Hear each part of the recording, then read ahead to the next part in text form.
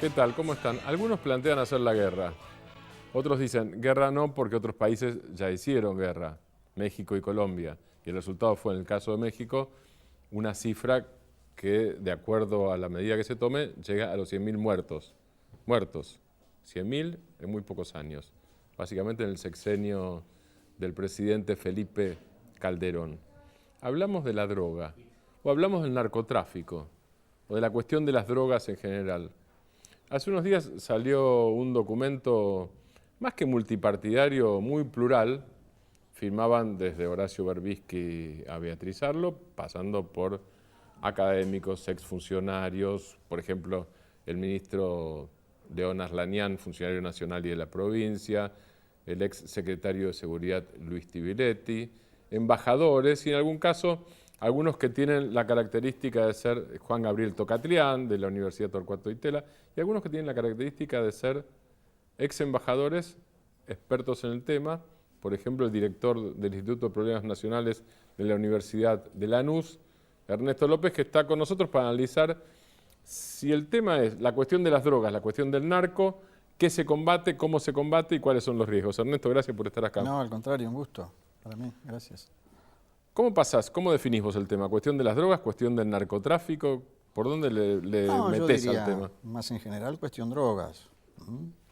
Y sí, efectivamente, ha instalado digamos, un debate o una discusión sobre cómo enfrentar la problemática de las drogas y más concretamente ha avanzado en el último tiempo y en el marco de la campaña electoral y probablemente por razones de especulación electoral, la idea de iniciar aquí en Argentina una guerra a las drogas, tal como vos decías, en consonancia con lo que se intentó en Colombia en su momento y está todavía en desarrollo en México actualmente. Ambos casos, a mi juicio, absolutamente fallidos y representativos más bien de lo que no hay que hacer que de lo que sí hay que hacer. Pero está el tema y está ahí. Hay dirigentes y especialistas que están proponiendo que las Fuerzas Armadas se incorporen a esta guerra en abierta contradicción con lo que disponen dos leyes que están vigentes en este momento, la de defensa y la seguridad interior, pero bueno, replicando lo que pasó exactamente en Colombia y en Venezuela, ¿no? Perdón, en Colombia y en México. Y en México. De manera que ahí hay un espacio de debate, de discusión y de preocupación. Es parte de la primera referencia probablemente sustantiva que hacemos en el documento que vos mencionabas, ¿no? Ahora, cuando vos decís Fuerzas Armadas, no.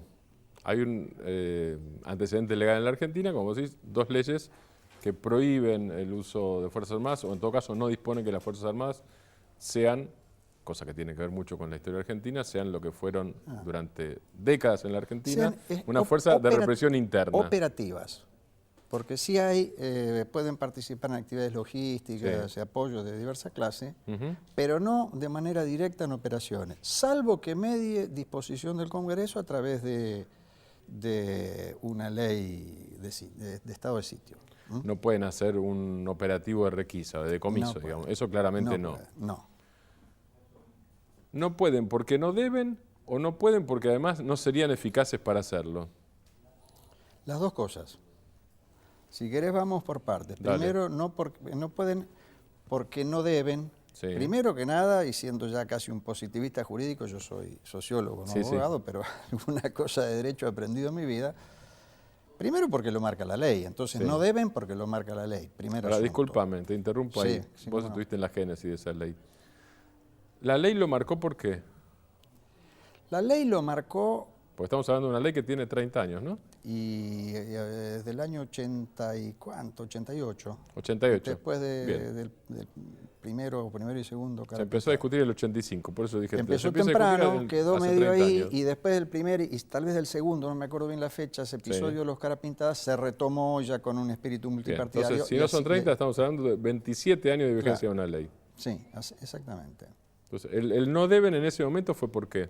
El no deben obviamente refería a la intervención en problemas de seguridad interior de las Fuerzas Armadas con el también siniestro resultado de ejercicio del terrorismo de Estado. Entonces, en parte por eso, en parte para poner un límite, incluso yo recuerdo los debates parlamentarios de la época, había parlamentarios tanto del radicalismo como del propio peronismo que insinuaban o proponían que de la seguridad nacional debía también hacerse cargo de la seguridad entendida como una seguridad de la nación, Sí. en este caso, también las Fuerzas Armadas. Bueno, fue muy debatido y muy discutido y primero con ese antecedente del ejercicio que hicieron del terrorismo de Estado en el periodo del proceso, y también porque hay una razón muy atendible, que es la Argentina tiene fuerzas de seguridad intermedias entre las policías y las Fuerzas Armadas, con un razonable desarrollo, con una razonable capacitación para lidiar con asuntos de seguridad interior, que son en aquella época, hoy hay alguna más, pero en aquella época eran la Gendarmería Nacional y la Prefectura Naval, que hacían para la escala de la problemática de intervención de fuerzas en combate al delito absolutamente innecesaria la presencia de Fuerzas Armadas. Yendo al plano práctico, hoy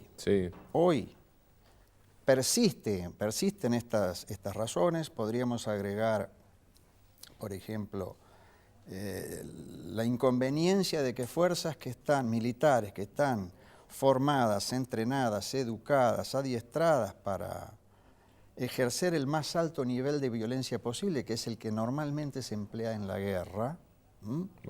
Matar, destruir, bombardear, en fin, agredir con la mayor capacidad de fuego posible, midiendo la escala de lo que se utiliza de una manera completamente diferente de lo que lo hacen las fuerzas de seguridad, policías o las que acabo de mencionar, que al revés, están entrenadas para un uso racional, gradual de la violencia, que contemple el contexto donde están aplicándola eventualmente, y que además funcionan bajo la dependencia del Poder Judicial, porque actúan bajo la dependencia o de fiscales o de jueces, para lo cual también están entrenados, están educados, están adiestrados. Las Fuerzas Armadas no. Entonces, todo esto llevó a que se conciba y que conceptualmente se establezca que es mejor, en el caso argentino, tenerla fuera. Ahora, hoy hay asuntos prácticos que me gustaría mencionarte, muy específicos.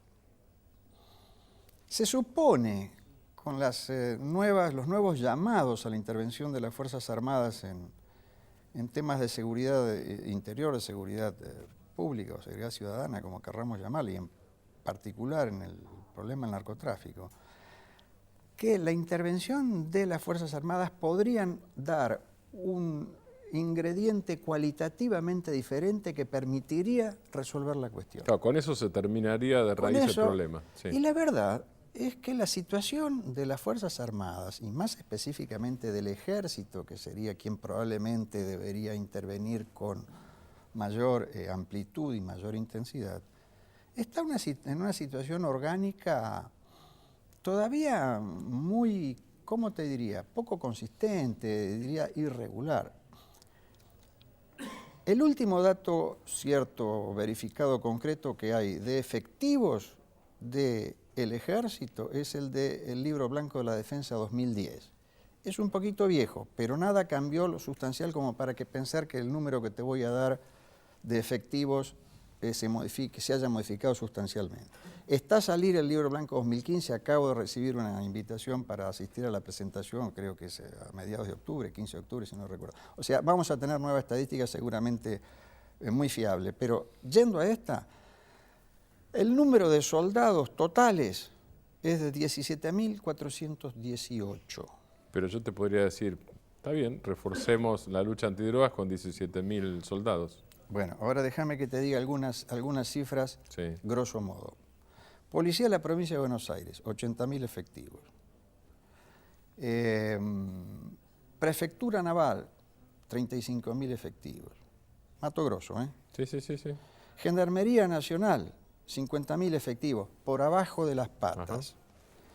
¿Qué me está faltando? Te falta acá Policía Federal y Policía Seguridad Federal, Aeronáutica. 30.000 por lo menos. Policía Aeronáutica, que ahora se llama Policía de Seguridad no, Aeroportuaria, sí. 4.000. Policía Metropolitana, 5.000. Policía de Córdoba, 20.000 efectivos. Policía de Santa Fe, 17.500. Y me faltan todavía O sea, 22. Si es por efectivos, sobran. ¿Eh? Si es Si es por efectivos, sobran. ¿Y Y qué si falta, es por entonces? recursos, Sí. no sobra nada. Pero no te los va a dar en este momento Sí. ninguna de las Fuerzas Armadas, porque están todavía muy estranguladas desde el punto de vista presupuestario y con muchas dificultades para entrenar, para reponer piezas que se pierden, para tener horas de vuelo los aviadores, navales o aeronáuticos, por tener horas de navegación, etc. Entonces, ¿qué ofrece? ¿Qué ofrece? ¿Qué alternativa real ofrecen las Fuerzas Armadas en términos de capacidades y de disponibilidades para superar lo que hay? Nada. Más bien yo creo que lo que tienen que hacer es superar su propia situación todavía no recuperada desde mucho tiempo atrás. Diría desde la Guerra de Malvinas. Ernesto, del que vos sos coautor, que salió hace unos días, ustedes hablan de prevención y de inteligencia criminal. Sí. En la parte, y dicen otra cosa, que hay que combatir la violencia del narcotráfico, y hablan de ir contra los grandes, no estoy citando textualmente, Sí, sí. no lo dicen así, sino más académicamente, de ir contra los grandes, pero hay precisiones, porque no dicen los chicos, ahí sí hay una precisión mayor, me parece, porque es no ir contra los consumidores o no concentrarse, mejor dicho, concentrarse en los grandes, a ver si cito Sí. bien, y no en los consumidores o en los que hacen menudeo. Efectivamente. ¿Por qué? Bueno, porque por un problema de recursos. Obviamente que si se pudiera todo, podría hacerse todo. Ahora, el mundo del narcotráfico, de las narcoactividades, es abierto, diverso, complejísimo. Incluye desde los problemas del combate al delito como tal a problemas de salubridad, de integración familiar, de desarrollo de políticas públicas. Entonces, hay que elegir. Normalmente o tenés que priorizar opciones. Lo que decimos en el documento es que si hay que optar entre poner el acento en la lucha contra la criminalidad organizada internacional o ponerlo sobre el pequeño comerciante al menudeo de droga, hay que ponerlo en lo primero. Sí, y no tenemos ninguna duda. Ustedes no dicen qué maravilla que son los tranzas de barrio. Lo que dicen es lo que cuál es la decimos prioridad. es hay que orientar el esfuerzo en un determinado sentido. Por lo demás, el orientarlo hacia el narcomenudeo, digamos, el pequeño comerciante que ha pasado hace algún tiempo ya que ocurre y que es una cierta orientación que prevalece, a veces está un poco más alta, a veces un poco más baja, pero te termina generando un montón de problemas adicionales. Incrementa el número de presos en las cárceles, que ya están de por sí bastante superpobladas. Vos sabés, lo hablábamos fuera de cámaras, hay una enorme dificultad para conseguir estadísticas ajustadas y suficientes. Así que uno habla medio también al tanteo en estos temas, ¿no?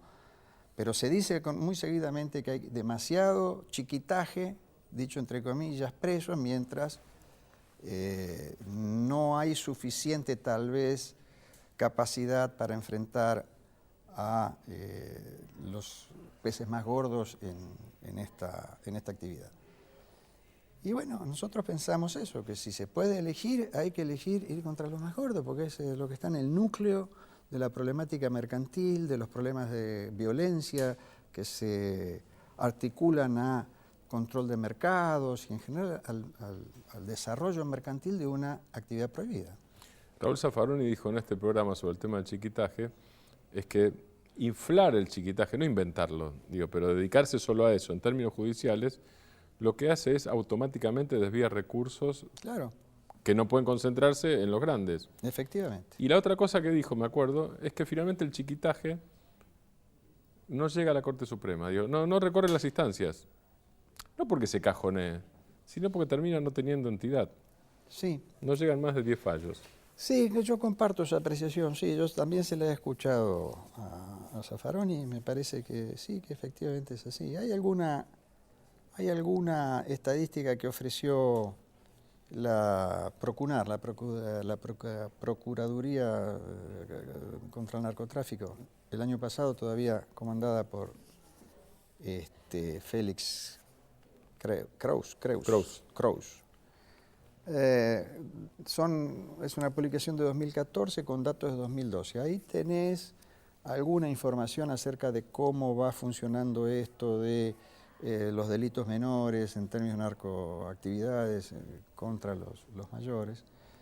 En general da la sensación lo que dice Zaffaroni me parece que es apropiado. Ernesto, el documento, yo lo decía al principio de presentarte, es muy plural por las firmas, pero no es un documento eufemístico. Es plural y al mismo tiempo plantea dilemas y da opciones. Por ejemplo, el que hablábamos recién, entre el dilema de ir contra el grande o ir contra el chico, primero ir contra el grande. Ustedes dicen también, entre el dilema de trabajar sobre la demanda de droga o sobre la oferta, demanda. Y dan a entender que la principal demanda está fuera de la Argentina. Hay varios dilemas así. ¿Cómo llegaron a consensuar eso?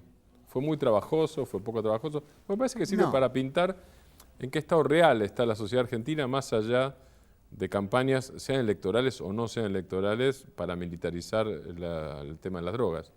Nosotros llegamos en esta oportunidad con relativa facilidad a estos consensos, pero porque probablemente en mayo del año pasado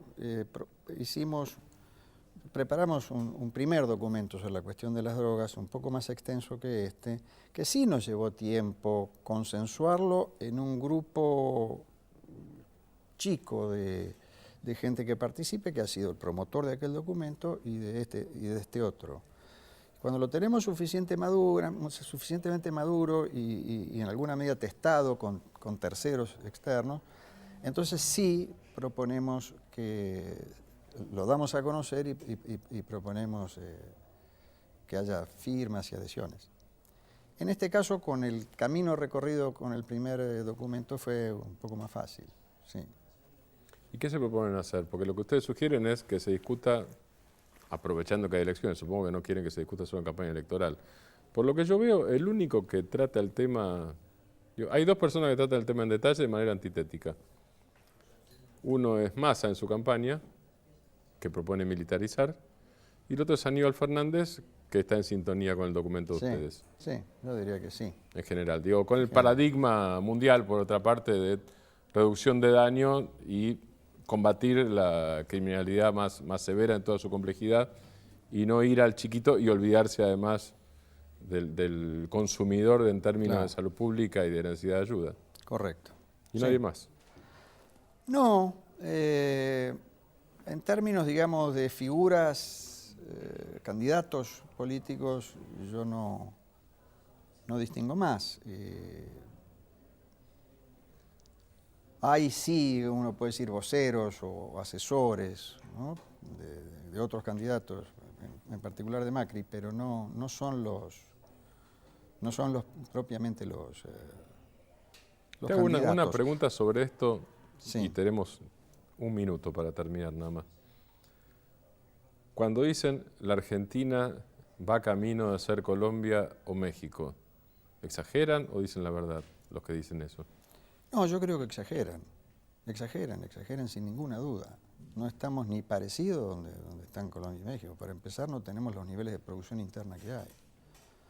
Y por lo tanto no tenemos los problemas de comercialización, de disputas de carteles y todo esto que hay. La Argentina está empezando a ser un país productor. Esto es otra cosa para debatir también, porque además nadie tiene la bola de cristal, por lo tanto, si no tenés información y te pones a desmenuzar la información, no podés llegar a conclusiones más o menos sostenibles. No sabemos bien si seguimos siendo un país de tránsito, si somos un país de tránsito y consumo, o si somos un país de tránsito, consumo y producción. Todavía no está claro eso. Yo estoy teniendo en cuenta lo nuevo en esto, que es el mundo de las drogas sintéticas. Efectivamente, tenés el adicional de las sintéticas que complican todavía muchísimo más el panorama, sí, efectivamente. Y que, según tengo entendido, producen registros de muerte que a veces son muerte en recital misteriosamente y no se sabe por qué. Sí, sí. Muerte de chicos en recitales. Sí. Coincido con eso, claro. Sí, señor. Ernesto, muchas gracias. No, a vos, muchísimas gracias por esta oportunidad de dar a conocer estas posiciones nuestras en esta materia. Gracias. Era Ernesto López con nosotros. Nos vamos como siempre con Lula, que dice que la democracia es movimiento perpetuo y la política no es un pacto de silencio. Chao, muchas gracias.